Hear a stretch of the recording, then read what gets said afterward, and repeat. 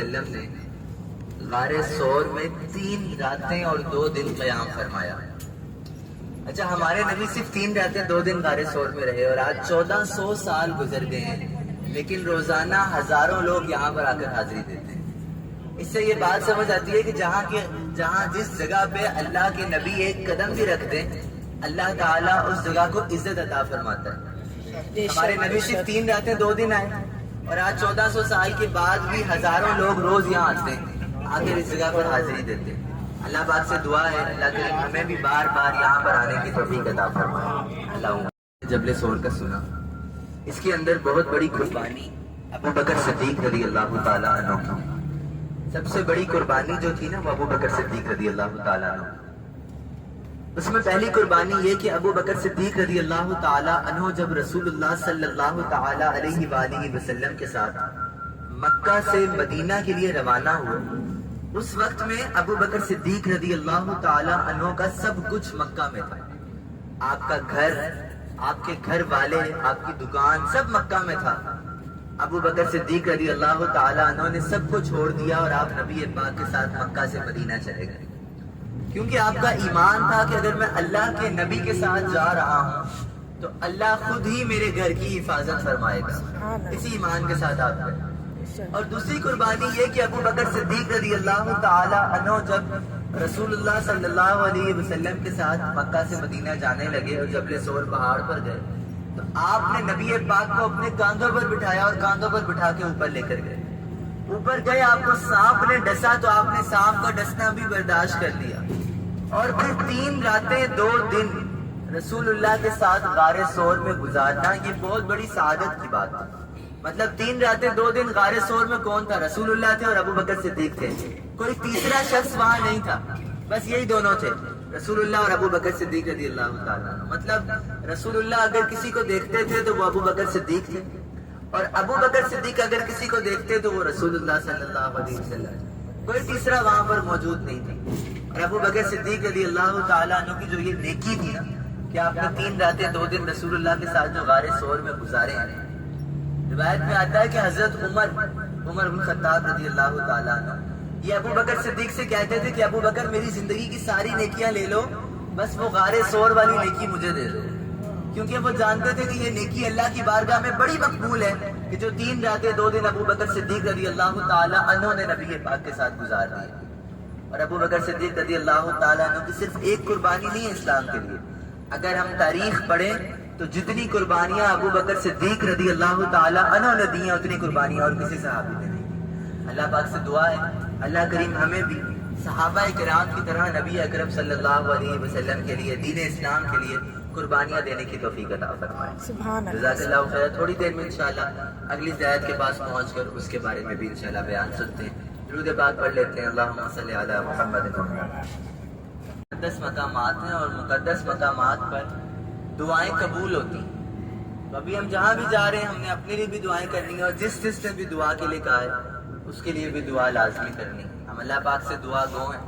اللہ تبارک و تعالی ہم سب میں سے جو بھی جتنی بھی دعائیں کریں اللہ سب کی دعائیں اپنی بارگاہ میں قبول فرمائے. دعا کے حوالے سے ایک بڑا مشہور واقعہ میں آپ کو بتاتا ہوں. سب توجہ کے ساتھ یہ واقعہ سنیے گا. دعا کے حوالے سے یہ واقعہ ہے کہ ایک بار ایک ڈاکٹر تھا، یورپ میں رہتا تھا، اس کا نام تھا ڈاکٹر احمد. توجہ ہے آپ سب کی؟ توجہ کے ساتھ ذرا یہ واقعہ سنیے گا. وہ ڈاکٹر احمد یورپ میں رہتا تھا، مسلمان تھا. اس کو یورپ سے ایشیا بلایا گیا. ایشیا میں ایک پروگرام ہو رہا تھا بہت بڑا، ادھر اس کو بلایا، خط بھیجا گیا، لیٹر بھیجا گیا کہ ہمارے پاس آ جاؤ. تو وہ ڈاکٹر جو تھا وہ یورپ سے ایشیا کے لیے آ رہا تھا.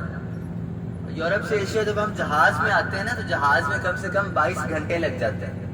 یورپ سے ایشیا آتے تھے نا 22 گھنٹے کا سفر بنتا ہے. تو وہ ڈاکٹر بتاتا ہے کہ جب وہ ڈاکٹر جہاز میں بیٹھا اور چلتے چلتے جب ایشیا آیا نا تو اس نے جس شہر میں اترنا تھا اس شہر میں نہیں بلکہ ایک شہر پیچھے اتار دیا اس کو.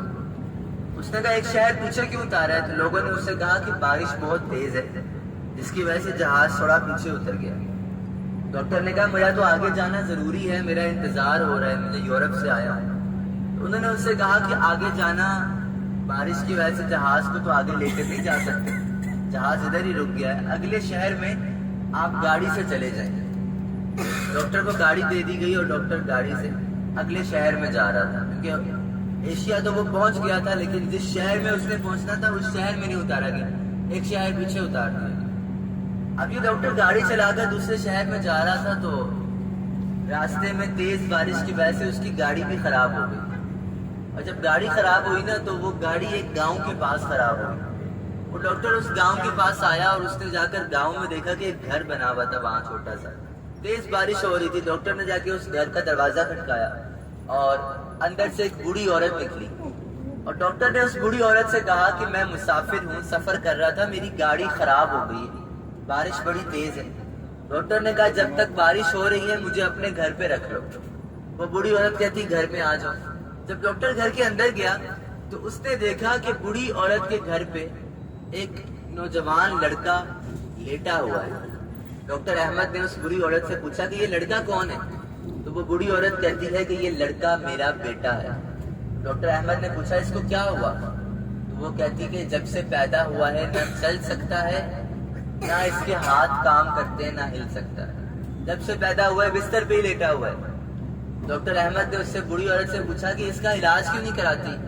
وہ بوڑھی عورت کہتی ہے پوری دنیا میں ایک ہی ڈاکٹر ہے جو میرے بیٹے کا علاج کر سکتا ہے, اور اس ڈاکٹر کا نام ہے ڈاکٹر احمد. ڈاکٹر احمد نے اس بوڑھی عورت سے پوچھا کہ اپنے بیٹے کو پھر لے کر کیوں نہیں جاتی ڈاکٹر احمد کے پاس, حالانکہ یہ وہی ڈاکٹر احمد تھا جو اس کے سامنے بیٹھا ہوا تھا, اس کو لے کے کیوں نہیں جاتی. تو وہ بوڑھی عورت کہتی کہ میں یہاں گاؤں میں رہتی ہوں, ڈاکٹر احمد یورپ میں رہتا ہے. کہتی میں تو وہاں نہیں جا سکتی, لیکن میں روز اللہ سے دعا کرتی ہوں کہ یا اللہ میں تو وہاں نہیں جا سکتی, ڈاکٹر احمد کو میرے گھر بھیج دے.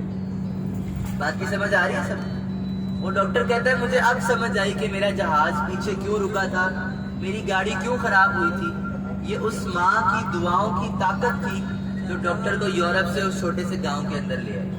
تو اللہ نے دعا میں بڑی طاقت رکھی ہے. انشاءاللہ ہم جہاں جہاں بھی جائیں گے سب نے اپنے طور پہ بھی دعائیں کرنی کہ دعا میں اللہ پاک نے وہ طاقت جو ہمیں لگتا ہے نا کبھی بھی نہیں ہو سکتا, دعا سے وہ بھی ہو جاتا ہے. قرآن کریم میں بھی اللہ ارشاد فرماتا ہے ادعونی استجب لکم. قرآن میں اللہ فرما رہا ہے میرے بندوں مجھ سے دعا کرو میں تمہاری دعائیں قبول فرماؤں گا. یہ ہمارے رب کا فرمان ہے. تو اللہ پاک سے دعا ہے اللہ پاک ہم سب کو دعائیں مانگنے کی توفیق عطا فرمائے. انشاءاللہ ابھی بس پہنچتے ہیں اپنی اگلی زیارت پہ, اور وہاں اتر کر انشاءاللہ وہاں پر بھی دعاؤں کا سلسلہ ہوگا اور مقدس مقامات کی زیارت کریں گے. جزاک اللہ خیر.